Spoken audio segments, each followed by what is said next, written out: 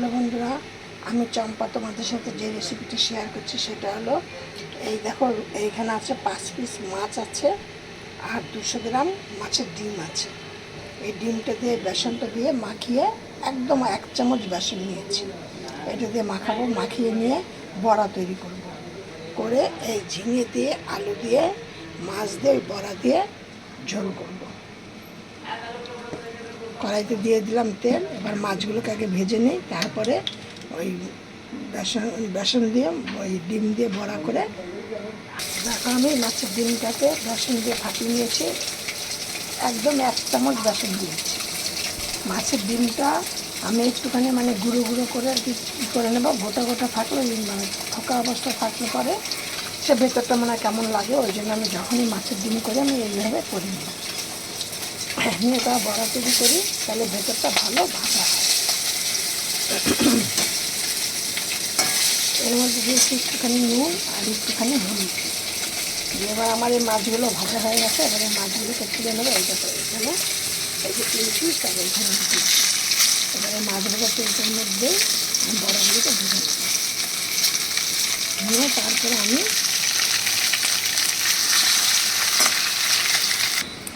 এবার দেখো বড়াগুলো আমার ভাজা হয়ে গেছে, কেমন ফুলে ফুলে উঠেছে। দেখো বড়াগুলো ঠিক এইভাবে একটু বেসন দিয়ে একটুখানি বড়া করে নেবে। ওরকম ডিম তরকারির থেকে এইটা খেতে কিন্তু বেশি টেস্ট হয়।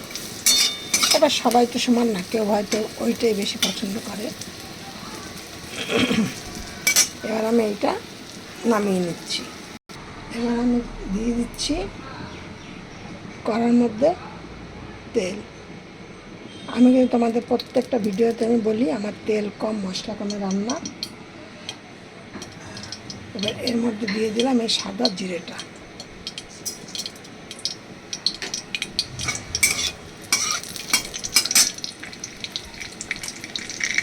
ফোড়নটা যে হয়ে যাবে,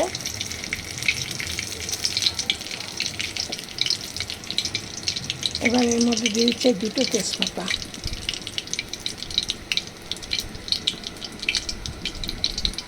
দেখো ফোড়নটা হয়ে গেছে, এবার এর মধ্যে দিয়ে দিচ্ছি একটু দারচিনি আর 4টে এলাচ।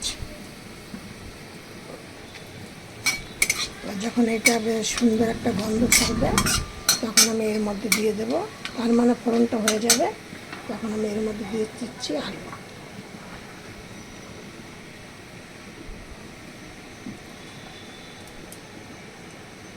এবার আমি এর মধ্যে দিয়ে দিচ্ছি আলু।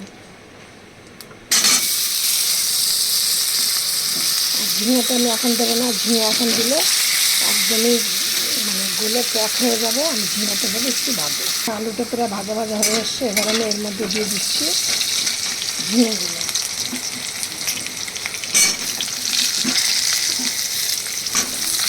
ঝিঙেটা দিয়ে একবার দুবার নাড়াচাড়া করে আমি দিয়ে দেবো মশলা।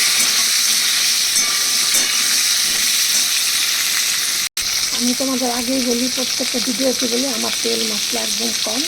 এই আমি 1 চামচ আদা জিরে লঙ্কা বাটা দিয়ে দিই। এবার এইখানে আমি একটু দিয়ে দিচ্ছি জল, তাহলে এটা তলায় লেগে যাবে। এবার এর মধ্যে আমি দিয়ে দিচ্ছি এই দেখো 1 চামচ হলুদ, 1 চামচ নুন, 1 চামচ কাশ্মীরি লঙ্কা গুঁড়ো। আর এবার দেবো আমি একটুখানি চিনি। এর মধ্যে আমি যে মশলাটা তোমাদের সাথে শেয়ার করেছি তার মধ্যে দেওয়া ছিল শুধু 2টো কাঁচা লঙ্কা। আমি এখন এই 5টা 6টা কাঁচা লঙ্কা দিয়ে দিলাম। কাঁচা লঙ্কার পাকা লঙ্কাটা, কাঁচা লঙ্কার মধ্যে যেই লঙ্কাগুলো পেকে যায় সেই লঙ্কাগুলো আমি 5-6টা লঙ্কা দিয়ে দিলাম।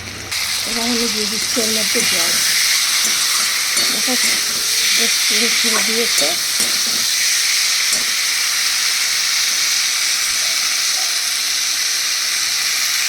দেখো এবার আমি এর মধ্যে দিয়ে দিচ্ছি মাছ আর ডিম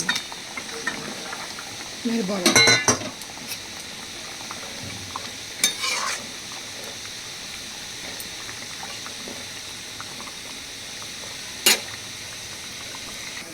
দেখো বড়াগুলি ঝোলে দেওয়ার পরে কেমন বড় বড় হয়ে গেছে, দেখেছ? আমার এই রেসিপিটা একদম পুরো তৈরি। এবার নামিয়ে দিচ্ছি, আর এই রেসিপিটা দিয়ে এবার তোমরা গরম ভাতের সাথে খেয়ে দেখো। ও এর মধ্যে ভুলে গেছি, এখনও আম দেবো। দেখো এবার এই আমগুলোকে দিয়ে দিচ্ছি, দিয়ে একটু ফুটবে নামিয়ে দেবো। আমার তরকারি রেসিপিটা হয়ে গেছিলো, কিন্তু আমটা দিতে ভুল হয়ে গেছিলো। এখন আবার একটু দিয়ে নতুন করে আবার একটু ফুটিয়ে নিচ্ছি। আমটা বেশিক্ষণ হতে লাগে না। এবার আমি ঝোলটাকে পুরো নামিয়ে দিচ্ছি। দেখো ডিমগুলোকে কিন্তু তলায় দেবো, তার উপরে ঝোলটা থাকলে ডিমগুলোর রস একদম ঝোলের হয়ে ডুবে থাকবে, খুব সুন্দর খেতে লাগবে। আর এটা দিয়ে তোমরা খেয়ে আমাকে বলবে তোমরা কেমন খেলে, আর কমেন্টে জানাবে, আর সবার মধ্যে একটুখানি শেয়ার করে দেবে।